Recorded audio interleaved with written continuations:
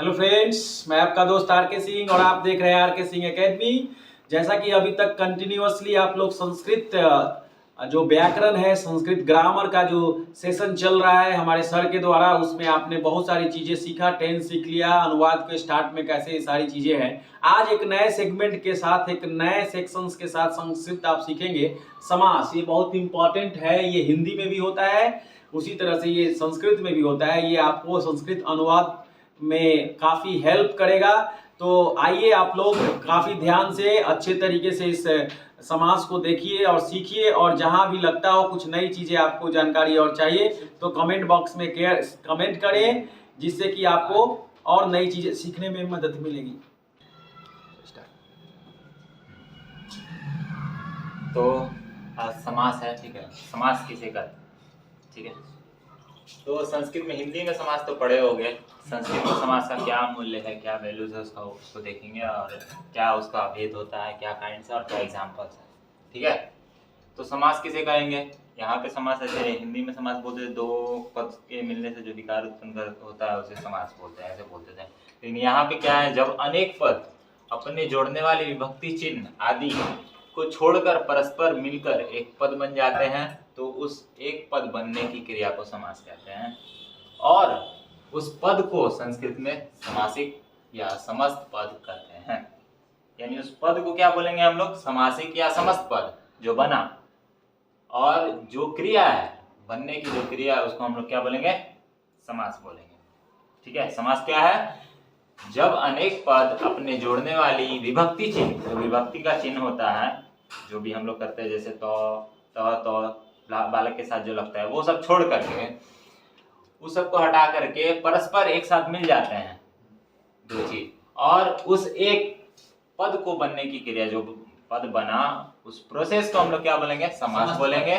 समास बोलेंगे, और जो बना उसे समासिक या समस्त पद कहेंगे। अब संस्कृत में समास के मुख्य रूप से 6 भेद होते हैं। कितने? 6 भेद होते हैं समास के। सबसे पहला होता है अव्ययी भाव समास, हिंदी में भी होता है। सबसे पहला होता है अव्ययी भाव समास। दूसरा होता है तत्पुरुष समास। तीसरा होता है कर्मधारय समास। चौथा होता है द्विगु समास। पांचवा होता है बहुव्रीहि समास, और छठा होता है द्वंद्व समास। अब कौन क्या है, इसके बारे में यहाँ पर डिफिनेशन है और उसका एग्जाम्पल है, वो देखते हैं। चलो, डिफिनेशन संस्कृत में है, ठीक है, उसको मैं समझाऊंगा। पूर्व पद प्रधान अव्ययी भाव क्या है? पूर्व पद प्रधान अव्ययी भाव, यानी जिसका पहला, जी बिल्कुल सही, जिसका पूर्व पद, पूर्व मतलब पहला पद प्रधान होगा, उसे क्या बोलेंगे हम लोग?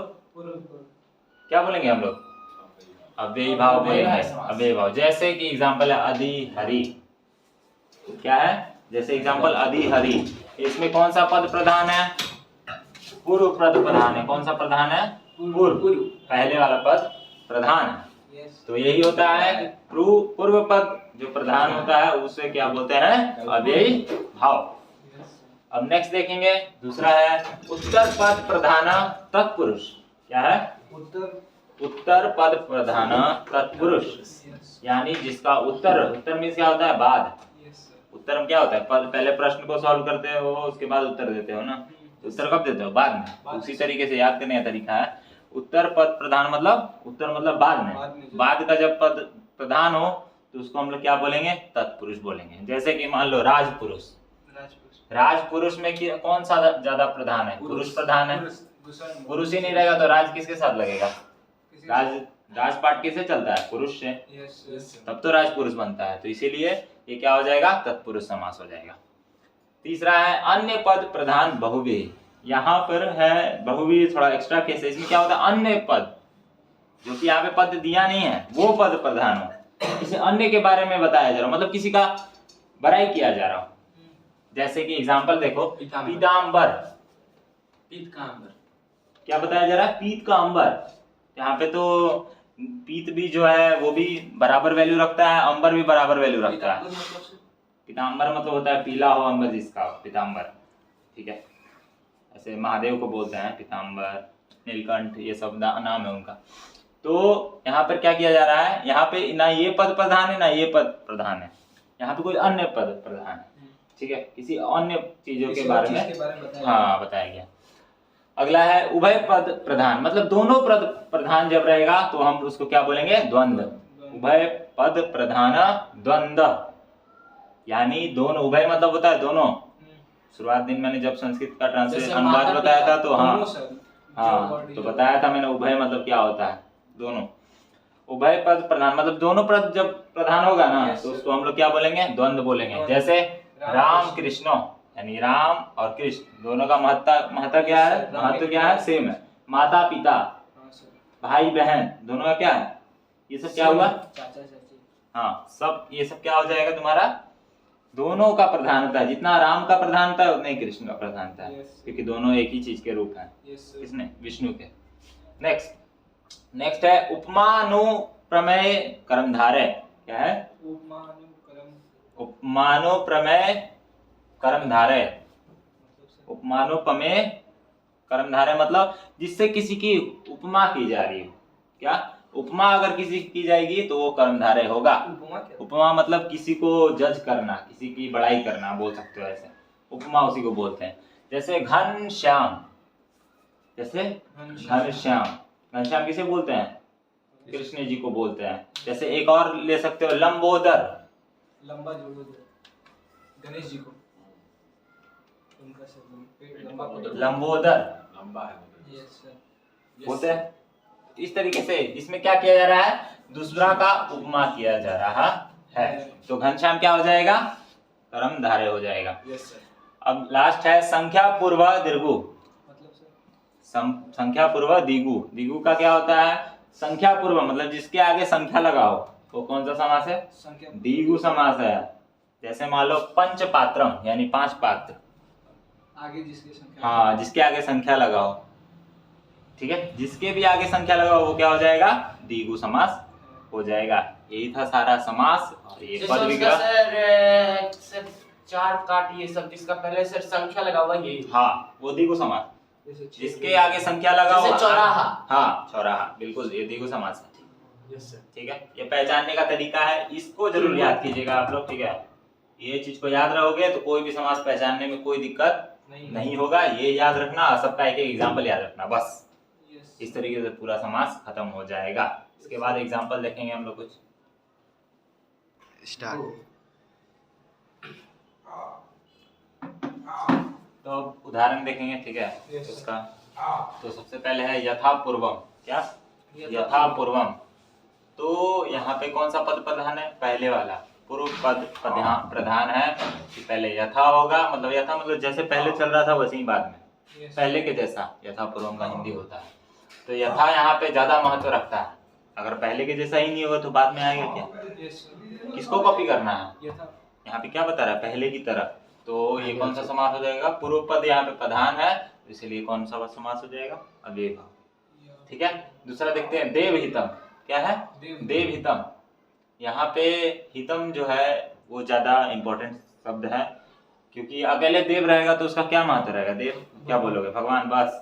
तो यहाँ पे मेन क्या बता रहा है, भगवान का हित, भगवान, हित देवहितम, यस सर, यानी हित यहाँ पे स्पेशल वर्ड है। यहाँ पे ये प्रधानता है, हित वर्ड का, कैसे हित, मतलब यूज होता है, हित शब्द का प्रधानता है। क्या कैसे यूज होता है, हित, देव हित, मतलब कैसे यूज करें, कैसे उसको पहचानें, ऐसे ही पहचानेंगे जैसे मैं बता रहा हूँ। यहाँ पे अलग अलग करके देखेंगे दोनों चीज को, ठीक है। पहचानने का तरीका यही है, जो मैंने इससे पहले जो डिफिनेशन लिखाया उसको सबसे पहले आप पढ़ लो, उसके अनुसार सबको जज करना स्टार्ट करो। जज करते करते खुद प्रैक्टिस हो जाएगा। इंटेलेक्चुअल डेवलपमेंट के साथ साथ एक टाइम ऐसा देखते अलग अलग करके देखें और तब हाँ हाँ यही तरीका है। और हैबिट हो जाएगा ना तो एकदम देखते ही बता दोगे हाँ ये तत्पुरुष है, ये कर्मधारय है, ऐसे ऐसे। हिंदी, ठीक है। तो देवहितम क्या हो जाएगा, तत्पुरुष। आगे है महापुरुष। तो इसमें कौन सा पद प्रधान है, महापुरुष। यहाँ पे ना कोई पद प्रधान नहीं है, दोनों पद प्रधान है, ठीक है। यहाँ पे अन्य पद प्रधान है, किसी और के बारे में बता रहा है। महापुरुष किसी को और को बोला जाएगा ना, महापुरुष अपने में क्या है, महापुरुष किसी को कहा जाता है। कोई व्यक्ति हो तो उसको महापुरुष बोलते हो। यहाँ पे ना इसका वैल्यू है ना इसका वैल्यू, जो जिसके साथ इसका नाम लगे, जैसे महापुरुष मैंने लग दिया अभिमन्यु, तो किसका बात हुआ, प्रधान कौन हो गया, अभिमन्यु हुआ ना। यस सर, ध्यान से समझना। यहाँ पे ये पद का वैल्यू नहीं है। महापुरुष मैंने यहाँ पे अशोक लिख दिया तो अशोक हो गया महापुरुष, Yes, sir. अशोक का डिमांड हो गया यहाँ पे। तो यहाँ पे अन्य पद प्रधान होगा, तो ये क्या है, कर्णधार है। ठीक है, यह है उदार चरिता नाम। क्या है, उदार चरिता नाम। यहाँ पे क्या है, किसी का तुलना किया जा रहा है, किसी का बताया जा रहा है कि कोई उदार चरिता नाम। वैसे लोग जो उदार चरित्र के हैं, तो यहाँ पे भी ना इसका वैल्यू ना इसका वैल्यू है। यहाँ पे ऐसा व्यक्ति के बारे में बताया जा रहा है जो कि दयालु है, उदार चरित्र के हैं। ठीक है, उदार जिसका मतलब बिहेवियर उदार है, सबके लिए एक तरीके, हाँ काइंड बोल सकते हो उसको। ठीक है, खुले विचारधारा का। ठीक है, तो बहुवीरी हो जाएगा। ठीक है, सुख और दुख दोनों का महत्व सेम है, तो ये क्या हो जाएगा, सिंगल द्वंद्व। ठीक है, सुख और दुख दोनों का तो महत्व सेम है, तो द्वंद्व हो जाएगा। चंद्रमुखम क्या हो जाएगा, चंद्रमुखम, चंद्रमा के समान मुख। ये भी किसी और के बारे में बता रहा है। Yes, sir. चंद्रमुखम अगर किसी का नाम लिख दिए, जैसे मैं चंद्रमुखम के साथ साथ किसी लड़की का चाहे किसी लड़के का नाम लिख दिया मैंने, तो किसके बारे में, उसके बारे में बताया जा रहा है।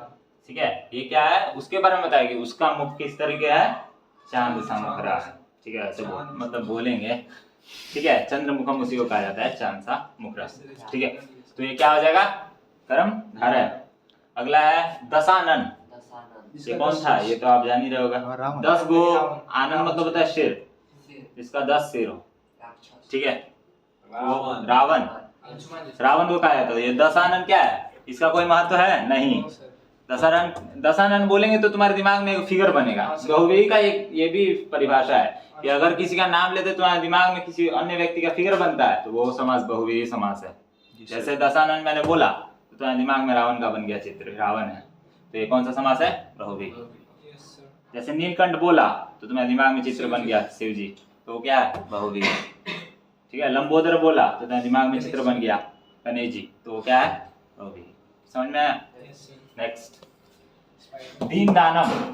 दीन दानम ये भी तत्पुरुष है। यहाँ पे पूर्ण पद प्रधान है। दीन मतलब होता है गरीब, गरीब को दान देना। गरीब रहेगा नहीं तो दान किसको दोगे, किसी को नहीं दे पाओगे, तो इसलिए गरीब कराना जरूरी है ना, यानी दीन कराना जरूरी है, तब तो दान होगा। इसीलिए कौन सा समास है, तत्पुरुष।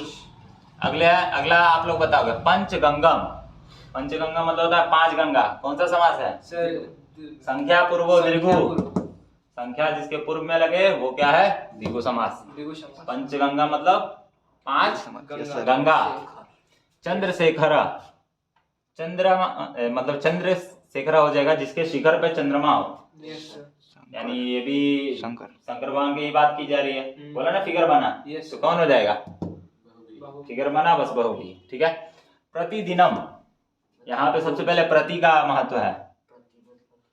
जो दिन का महत्व खत्म हो जाएगा कब, जब वो रोज नहीं आएगा। दिन अगर रोज नहीं आएगा तो उसका महत्व रहेगा, रोज आ रहा है तभी तो महत्व है, यानी प्रति का महत्व ज्यादा है। ठीक है, तो इसलिए कौन सा समास हो जाएगा, अव्ययभाव। आगे ईश दर्शन, ईश्वर दर्शन। क्या है, ईश्वर दर्शन। तो यहाँ पे ईश्वर, अगर मैं सिर्फ ईश्वर को लेकर चलूं तो क्या करोगे, ईश्वर का तुम क्या करना चाहोगे, दर्शन करना चाहोगे, दर्शन ही करना चाहोगे ना। तो यहाँ पे प्रधान क्या है, दोनों में से दर्शन प्रधान है। ईश्वर का तुम दर्शन करना चाहते हो, ठीक है, तो कौन सा समास हो जाएगा, तत्पुरुष समास हो जाएगा। अगला है सर्वकार्याणी। यहाँ भी सब सर्वकार्याणी से कुछ समझ में आ रहा है, नहीं। तो जब भी कोई वर्ड से एपिक ना बने, कोई ऑथेंटिक मीनिंग ना बने, तो हमेशा कर्मधारय रहता है। ठीक है, यहाँ पे जैसे चंद्रमुखम था, तो इससे कोई एपिक बन रहा है, चंद्रमुखम क्या, चांद सा मुखरा बन रहा है। किसका किसका किसका है, ऐसा नहीं पता, तो इसलिए क्या आ जाएगा, कर्मधारय। उसी तरीके सर्व कार्याणी, सभी का सारा कार्य, पता चल रहा है कुछ नहीं, तो क्या हो जाएगा, कर्मधारय। ये भी तरीका। अंतिम में लाभा लाभो। लाभा लाभो मतलब, लाभा लाभो मतलब होता है प्रॉफिट। हाँ, प्रॉफिट और प्रॉफिट, तो ये क्या है, दोनों लाभा भी सेम है, लाभो भी सेम है, इसीलिए द्वंद्व समास हो जाएगा, दोनों का समान महत्व है। इस तरीके से ये उदाहरण था, और आप उदाहरण को सॉल्व करते करते हैबिचुअल हो जाइएगा, जिसके कारण समाज सीख जाइएगा। इस तरह से आज आप लोगों ने समाज सीखा बहुत सारे उदाहरण के साथ। मुझे उम्मीद है कि आप लोगों को आज का संस्कृत व्याकरण समझ में आया होगा। आने वाले समय में और भी बहुत सारे संस्कृत के लेक्चर मैं प्रोवाइड कराऊंगा आप लोगों को सर के माध्यम से, और बहुत सारे व्यूज़ मिल रहे हैं मुझे, जिससे कि मुझे फील हो रहा है कि आप लोगों को समझ में आ रहा है। तभी तो आने वाले टाइम में यहाँ पर मैथ्स के साथ साथ साइंस भी और 9th सारे क्लासेस के चल रहे हैं और स्पेशल टीचर्स के द्वारा। तो आप जुड़ सकते हैं न्यू सेशन में। Maths, chemistry, physics, biology, SST आप जानते ही हैं, इंग्लिश पहले ही से है, कंप्यूटर है, तो कुल मिलाकर के संस्कृत हो गया। तो अब कोई सब्जेक्ट आपका बचा नहीं। Whole and sole here is available in RK Singh academy and Anand Nagar. So इस उम्मीद के साथ कि नए सेशन में आप जरूर जुड़ें। Thank you and have a nice day.